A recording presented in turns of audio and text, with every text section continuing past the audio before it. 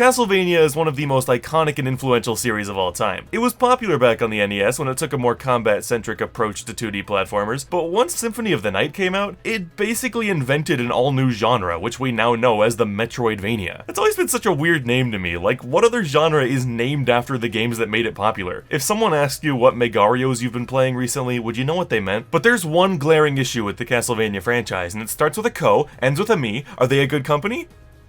No. Whether it's mistreating Kojima, running Metal Gear into the ground, and canceling Silent Hills, or it's turning Castlevania into whatever the hell this is before completely abandoning it, Konami proves year after year that when it comes to blowing, oh, they just can't stop. It's been over half a decade since Lords of Shadow 2 came out, and 12 years since the series played anything like what you'd expect with Order of Ecclesia. Luckily for all of us, every dark cloud has a silver lining, and this time a name. KOJI Igarashi, also known as Iga. If you don't know who he is, he joined the Castlevania team for Symphony of the Night as a programmer and writer, impressed so hard that he was promoted to co-director before the game was even done, and then continued to make the game such a success that it was pretty much unanimously decided, okay, you're the Castlevania guy now. And apparently, he's not only a genius when it comes to making games, but just a smart man in general, because he left Konami back in 2014, after like 20 years of working on the series, so that he could start his own. Bloodstained. The Kickstarter for Ritual of the Night appeared back in 2015 and pretty much just looked like an alternate reality Castlevania that didn't have to go through Konami, also known as the ideal Castlevania. While I was certainly hyped to see him attempting this, I was skeptical. I've actually never played any of the titles that make up the Vania part of Metroidvania, because I honestly just don't like the genre. A lot of the time they feel way too aimless for me, and there are a few things I hate more than spending half an hour traveling to a new spot on the map, only to either find nothing or find that I need to come back later. I'm not gonna write the genre off entirely, but it feels safe to say that it's just not my thing. Thankfully, Iga apparently had people like me in mind, because he made one of the stretch goals for his video game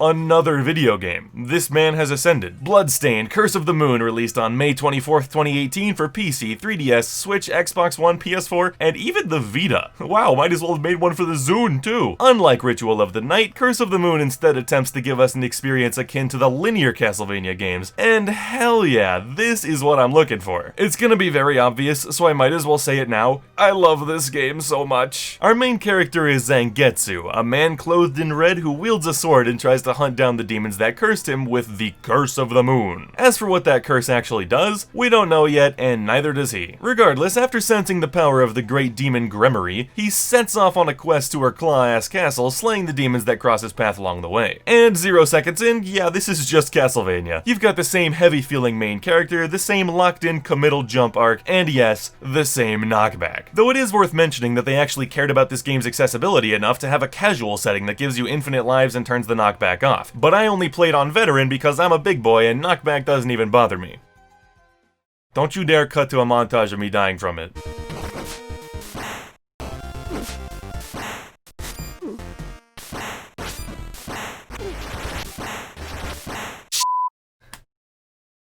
I'm the one editing this, why did I do that? When you kill the first 3 bosses, a soul that was trapped inside is released and the poor sap is dropped weak in front of you. The first is Miriam, the whip-wielding gal from Ritual of the Night, who has a much higher jump than the rest of them and can also slide. Second is Alfred, an old alchemist who is painfully frail and weak. You could probably shut his kidneys down with mental thought alone, but who has downright broken spells to cast. Seriously, the first time you play this, you're probably gonna get mad at him for dying so easily, but once you learn how much each spell can be abused, he becomes invaluable.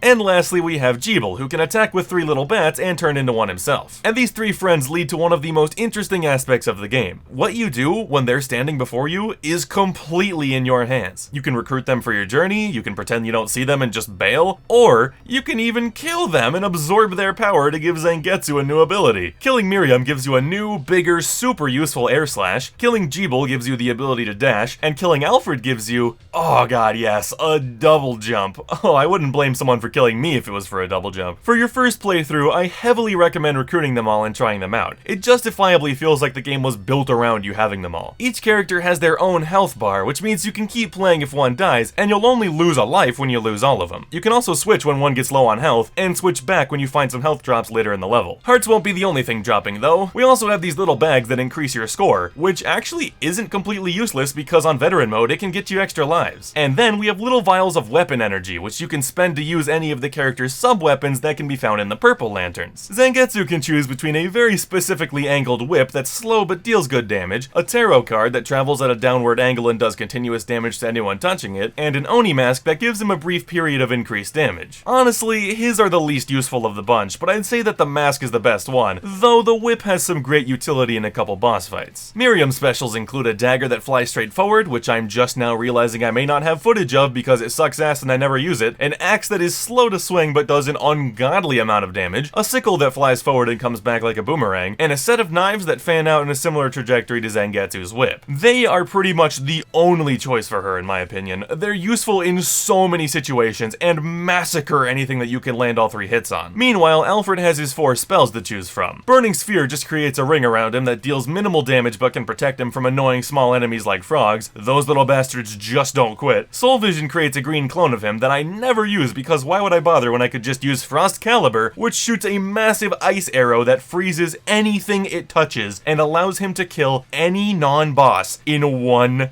hit. Folks, this is how you just skip parts of this video game. Easily the most special, though, is the only weapon in the game that has its own unique container, known as Voltaic Ray. It lets him shoot up to 3 electric spheres that home in on enemies and deal repeated damage. Some of the encounters in this game will fall apart if you use it properly, and yet, I find myself being much happier with Frost Caliber a lot of the time. It's just such an instant win button in the scenarios where they want a tricky enemy pattern to screw you up, and the man's lack of stamina means I generally don't bring him out in boss fights anyway. Gebel, on the other hand, is one of my most played characters because of one single quirk he has, and that's that he has no sub-weapons. Instead, his bat transformation is what uses up weapon points, and every time you break a lantern, you get 5 more points, which is heavily appreciated. The only other items to collect are little stat boosters that are hiding in plain sight in a bunch of the levels. Almost all of them require a specific character's moveset, and by that I mean one requires Gebel's flight and the rest are Miriam City. And that just about covers it. Make your way through stage after stage, killing demons and stopping the boss that waits for you at the end. I won't go into too much detail about each one to avoid spoiling these awesome fights, but I will say that Bathin here is one of my favorites from any video game. Do be on the lookout for their desperation attacks though. These massively powerful final strikes can be ridiculous to dodge, and thus would be extremely unfair if they could actually kill you. Thankfully they can't, you'll always live on 1 HP, but if you do manage to get through them without taking a hit, you'll get an extra life. But now we have to talk about the elephant in the room.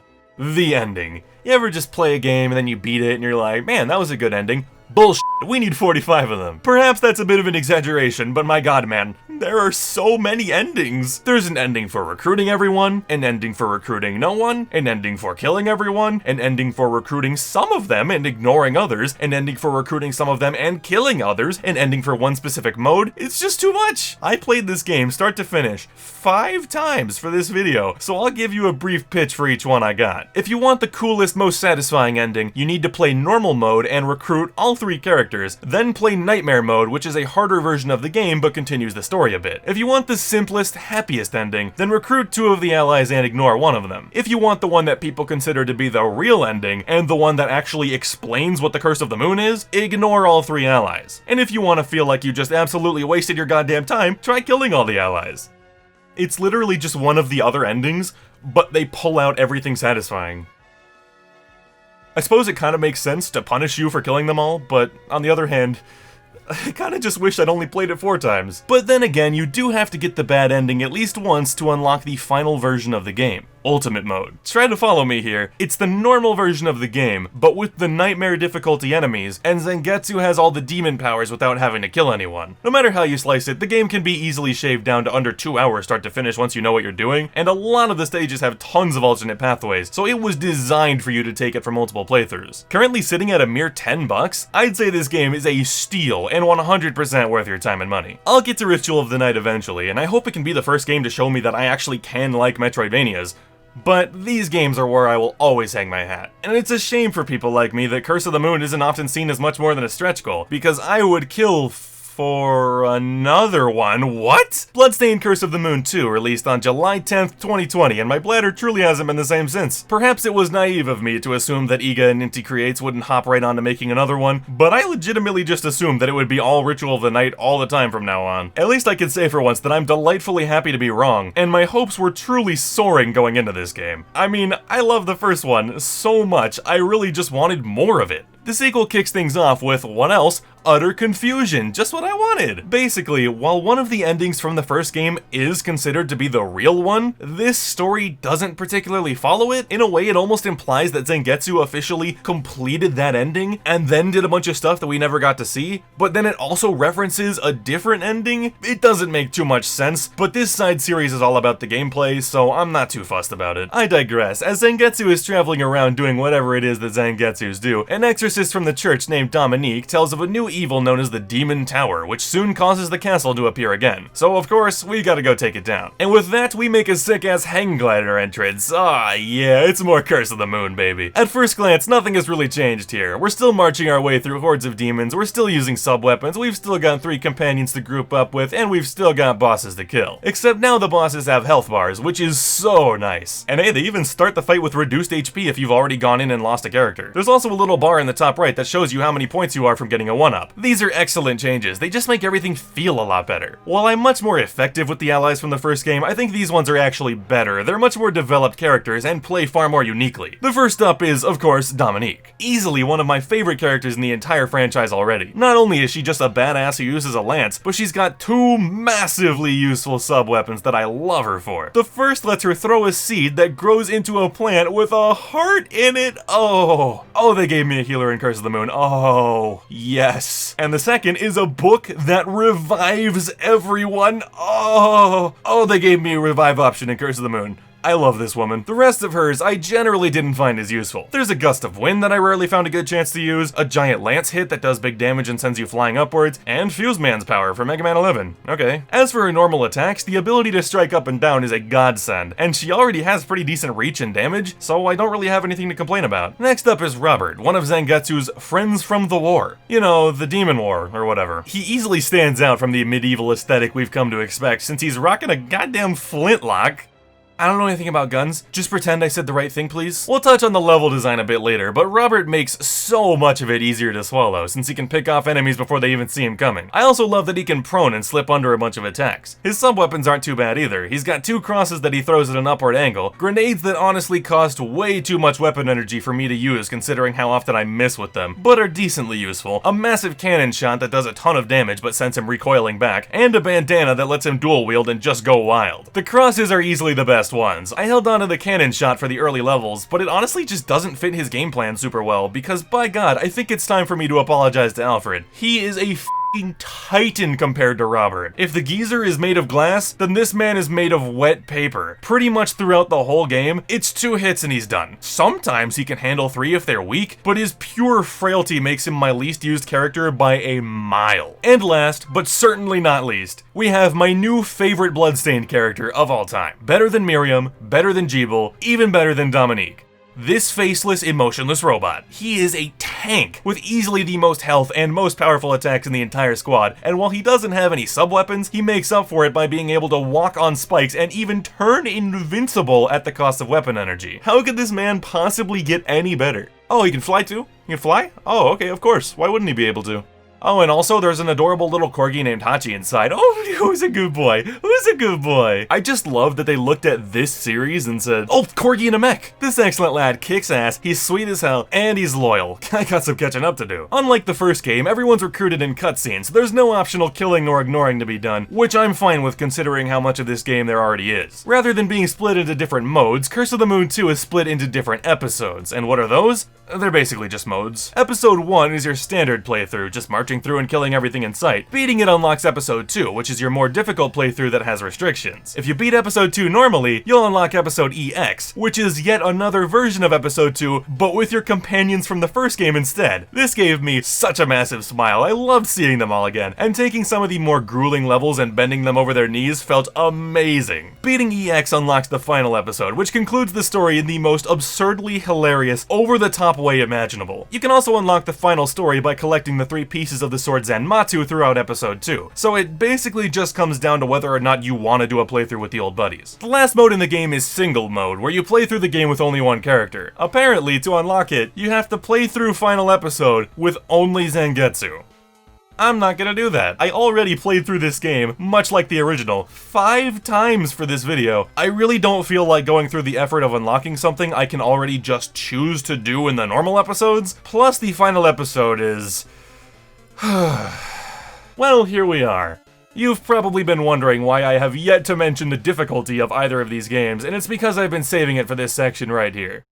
This game was not made for Kirby fans. The first game, in my opinion, is near perfection in terms of difficulty. Even on Veteran, it's not a game I'd call super hard, but it also doesn't pull punches. There are some sections here and there that were very clearly designed to be nightmarishly annoying, but you'll almost never have a death that you'll feel wasn't your fault, or at least couldn't have easily been avoided. On a scale from Kirby to hard, I'd put Curse of the Moon in the heavenly spot known as challenging. As for Curse of the Moon 2, I'm putting it in this game is so much harder than the first one. My solo run of Ultimate Mode was the only run I did that comes even close to touching any of the episodes in this game. Now let me be clear, I think episodes 1, 2, and EX are all still fun, but 2 and EX really tested my patience at points, and don't even get me started on final episode. I don't want to spoil details because it's still awesome to experience blind, but there's a level where your characters all have floatier jumps for a story reason, which is really bad when combined with the jump arcs being so locked in, and there's a segment that just straight up switches genres on you and doesn't do it particularly well. The enemies in this mode are ruthless. I was losing even my middle ground HP characters in 2 to 3 hits. Meanwhile, most of the time, Robert and Alfred were straight up goners after 1 hit. I think I just happened to miss a bunch of the health and weapon upgrades due to the paths I took, so I'd honestly recommend using a guide for this mode to find them all. You're gonna need them. But beyond all that, a lot of the time it just feels like the level design has taken a massive hit. I've thought long and hard about what the best way to put this is, and what I eventually decided on was this. Remember those parts from the first game that could be cracked open with certain strategies? This whole game feels like it requires you to approach it that way. If you try to play this like a normal game, you're gonna taste Igarashi's shoes because so many of these rooms feel like they were designed for difficulty rather than fun. And unlike the first game, where pretty much any enemy can be defeated with any character, a lot of the fights, normal and bosses, feel like they were designed with one character in mind, which I don't think is a great thing in a game where losing a character means having to try to beat the stage without them. Here's a piece of advice for you though. If you lose a character super early into a stage, just hit stage select and pick the stage you're on. You'll be at the start, but if you weren't at all far in, doing this will basically just heal all your characters for free, and I find it slightly annoying that they didn't think of this. It's like losing lives right at the start of a Mega Man level. Like, just hold off until the first checkpoint so that the optimal strategy isn't to leave the level and come back, or jump down the nearest pit until I get a fresh start. Some more things that don't help are that dying always sends you back to the previous checkpoint, that the final one for each stage is always miles away from the boss room, and that some of the worst level segments are located right in that stretch they'll make you play over and over, and they'll often make you go through those crappy segments again even if you only lose one character. The first game had this problem too, but it didn't feel nearly as bad as it does here. You could argue that it's a solid punishment for dying and incentivizes you to keep everyone alive at all costs, but isn't losing a character and having the boss regain health punishment enough? If there's one thing I think was definitely stepped up for the sequel, it's the depth of the characters. As in, the first game had none, and this game at least tries. Zangetsu is way more likable now, and it feels good to see him open up to people. I also love the dialogue between him and the old buddies when they show up. You can tell they really care about each other. There are also these campfire scenes that take place during the transition from level to level, in which you get a small snippet of what our heroes are up to on that night. Sometimes they're fishing, sometimes they're hanging out in a hot spring. I just like the concept of them hanging out like friends do, in between the endless pants-shitting demon encounters. Easily one of the most powerful, though, is this somber shot of Zangetsu and Hachi resting by a log. Meanwhile, Robert sits across from them, thinks about what the demons have taken from him,